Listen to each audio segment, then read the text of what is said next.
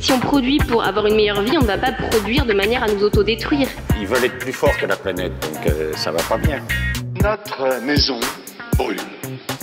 How dare you! Les chroniques du hérisson. Nous ne sommes pas la solution, nous sommes le problème. Une émission proposée par la FRAPNA. Bonjour à toutes et à tous, vous écoutez les Chroniques du Hérisson, une émission pleine de piquants proposée par la FRAPNA, la Fédération des associations de protection de la nature de l'Ardèche. Dans ces chroniques, nous traitons de l'écologie sous toutes ses formes, la culture, la philosophie, l'art, les sciences et les initiatives locales. La nature est partout et vous invite à ce rendez-vous frapnesque sur Fréquence 7. Alors quand vous parlez de l'Ardèche à quelqu'un, n'importe où, il y a fort à parier qu'ils connaissent au moins une chose ici, les gorges de l'Ardèche. À l'aval du célèbre Pont d'Arc, c'est un site très connu, très prisé du public, mais c'est aussi le lieu d'une réserve naturelle nationale. Donc il y a beaucoup d'enjeux sur ce territoire, et pour en parler, je suis avec Romain Franquet, conservateur de cette réserve des gorges de l'Ardèche et responsable du pôle scientifique. Bonjour Romain. Bonjour Adrien. Alors, est-ce que tu peux déjà, dans un premier temps, nous présenter en quelques mots cette réserve, pourquoi elle est ici spécifiquement, quels enjeux il y a dans cette zone, et peut-être quel est ton rôle à toi en tant que conservateur ? Oui, alors la réserve naturelle nationale des gorges de l'Ardèche a été créée en 1980. Donc c'était une volonté de l'État partagée avec les collectivités de la place, les communes en l'occurrence. L'enjeu était de préserver ce canyon magnifique et l'ensemble de la biodiversité présente sur ce site. Du coup, cette réserve naturelle fait 1950 hectares. Elle a été récemment d'ailleurs étendue en 2018 suite à la révision de son décret. Dans cet espace naturel, on va retrouver 4 grands compartiments de biodiversité. La rivière et les milieux rivulaires qui l'entourent, la forêt, qui est l'habitat qui domine finalement les gorges avec un peu plus de 1000 hectares, les falaises, les milieux rupestres, les zones d'éboulis notamment, les affleurements rocheux, les baumes, etc. Et puis les cavités, puisque nous sommes dans une zone karstique où au cours des millénaires, l'eau a façonné ce calcaire urgonien et a créé tout un ensemble de réseaux souterrains avec de magnifiques cavités, moult concrétions qui offrent d'ailleurs aujourd'hui un habitat peut-être un peu méconnu, mais qui pourtant révèle une large biodiversité, aussi bien aquatique et terrestre, puisqu'une partie du milieu souterrain est noyée dans les gorges de l'Ardèche. Et puis évidemment, on pense aux chauves-souris qui trouvent dans les gorges un habitat très favorable à leur développement, aussi bien avec des cavités qui accueillent des communautés, des colonies en hiver, pendant leur période d'hibernation, mais également des sites où on a des colonies de reproduction de plusieurs espèces. D'accord, donc si j'ai bien compris, ce qui fait qu'on a voulu implanter une réserve ici, c'est ce mélange de différents milieux entre les falaises, la rivière, les cavités, la forêt autour aussi ? Effectivement, cet ensemble d'habitats qu'offre la conformation du canyon accueille une très large biodiversité et une biodiversité par ailleurs assez exceptionnelle. J'ai parlé des chauves-souris avec cette grande diversité, on a 24 espèces qui sont présentes sur les 34 présentes en Europe. Les milieux rupestres offrent également une diversité d'habitats très intéressants pour la flore, mais également la faune. On pense souvent aux grands rapaces. On a la chance d'avoir dans ce canyon plusieurs espèces à enjeu très fort en termes de conservation. L'aigle de Bonelli en premier lieu, le vautour percnoptère, le faucon pèlerin, le hibou grand-duc, le vautour fauve aussi qui a fait son installation récente dans le secteur avec la première reproduction de l'espèce en Ardèche. Et puis la chance, c'est qu'on a un milieu qui a particulièrement été préservé, conservé. Encore une fois, peut-être en lien avec sa conformation au canyon qui a limité quelque part le développement des activités anthropiques, même si depuis tout temps, l'homme est présent dans les gorges. Depuis la préhistoire jusqu'à aujourd'hui, les gorges ont toujours été habitées, ont toujours été parcourues. Voilà, donc aujourd'hui, le rôle de la réserve nationale, c'est de préserver évidemment ces enjeux-là, c'est d'améliorer nos connaissances, et puis c'est de porter à connaissance des publics, des acteurs locaux, des Ardéchois, la présence de ce patrimoine, et de comprendre de quoi ils ont besoin pour vivre, pour maintenir leur population en bon état de conservation. Et toi, ton rôle spécifiquement à toi dans cette réserve, c'est quoi ? Alors moi, j'ai la fonction de conservateur de la réserve. Je suis un petit peu le chef d'orchestre de la gestion de ce site. Alors heureusement, je suis pas tout seul. J'ai une équipe qui, à mes côtés, avec toutes les compétences et les connaissances qu'ils ont sur les milieux naturels, contribue à la mise en œuvre du plan de gestion, qui est le document de planification des actions qui portent sur la réserve. Ce plan de gestion a été établi pour 10 ans. Nous l'avons renouvelé dernièrement, en 2022. Donc, il court jusqu'en 2031. Et ce document planifie l'ensemble des actions que nous souhaitons mettre en œuvre pour atteindre un certain nombre d'objectifs qui visent à préserver l'ensemble des enjeux que j'ai cités par ailleurs, donc les enjeux biodiversité, mais pas que.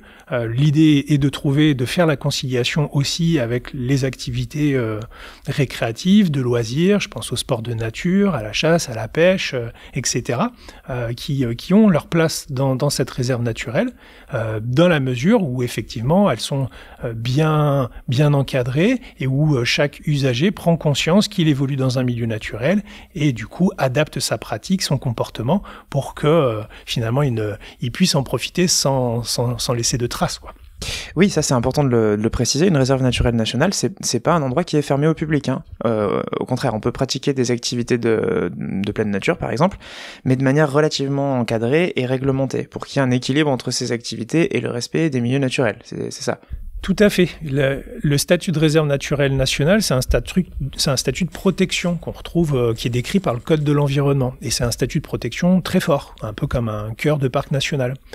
Ça veut dire quoi, un statut de protection très fort ?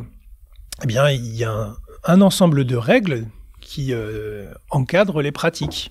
On a la possibilité de pratiquer aussi bien la spéléologie, l'escalade, le canoë, le VTT, la randonnée, y compris avec des animaux de bas éventuellement, mais toujours dans le respect du milieu naturel, toujours en veillant à ne pas porter atteinte aux habitats et aux espèces qui y sont présentes, et c'est pourquoi on a cette réglementation de base et on a tout un travail d'amélioration de cette réglementation et également d'accompagnement, de concertation de l'ensemble des acteurs du territoire, professionnels, usagers, clubs, etc., pour sur des situations bien particulières, mettre en œuvre des adaptations pour éviter de nuire à des espèces telles que par exemple les grands rapaces. On a ainsi mis en place ce qu'on appelle des zones de quiétude qui visent à donc préserver la tranquillité des oiseaux qui sont en période de reproduction. En particulier donc pour l'aigle de Bonelli et le vautour percnoptère, qui sont des espèces qui sont extrêmement sensibles au dérangement, ça on le sait. Et donc on connaît à peu près aujourd'hui les distances limites à laquelle ces oiseaux vont rester tranquilles.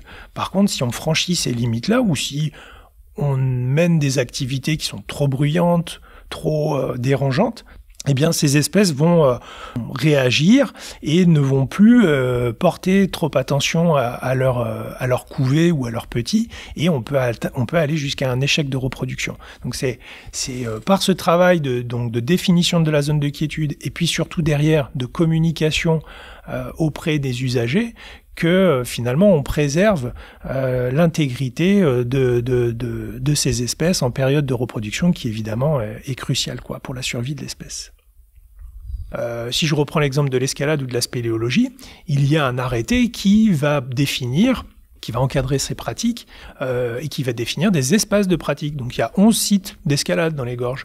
Il y a un certain nombre de cavités qui sont ouvertes à la pratique de la spéléologie. Puis d'autres qui vont pas l'être, toujours dans l'idée de préserver des enjeux particuliers. Certaines, elles sont même fermées par des portes ou des grilles, parce que là, on peut vraiment pas se permettre d'avoir, par méconnaissance, des dégradations sur ces sites. D'accord, donc le maître mot des objectifs de cette réserve, c'est bien de concilier les usages humains, notamment des usages récréatifs, avec les besoins des milieux naturels, de la faune, de la flore, etc. Bon, on l'a dit en intro, cette réserve des Gorges de l'Ardèche, c'est un endroit qui est très fréquenté, surtout en été pendant la saison touristique, mais pas que. Comment on concilie cet afflux de personnes, cette forte fréquentation, avec les besoins des milieux naturels, justement. Quelle est votre approche là-dessus au sein de la réserve ? Alors, avant de répondre directement à la question, permets-moi de rebondir sur le fait qu'effectivement, le territoire est très attractif d'un point de vue touristique. Ouais. Et posons-nous la question, pourquoi est-il aussi attractif ? Eh bien, effectivement, parce que il est magnifique, ce territoire. Il présente un cadre de vie exceptionnel, ce canyon, ces forêts, cette rivière. Voilà, c'est ça qui, aujourd'hui, fait la valeur de ce territoire.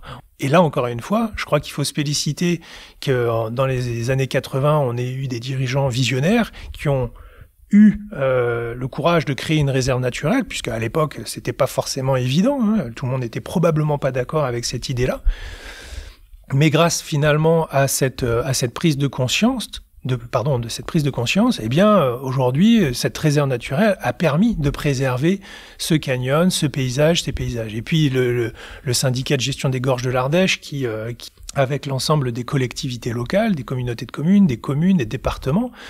Voilà, on est dans une réflexion de comment concilier le développement touristique, le maintien de cette activité qui est le poumon économique finalement du territoire, avec la préservation des enjeux paysagers et environnementaux qui sont indispensables finalement à la survie économique de ce territoire.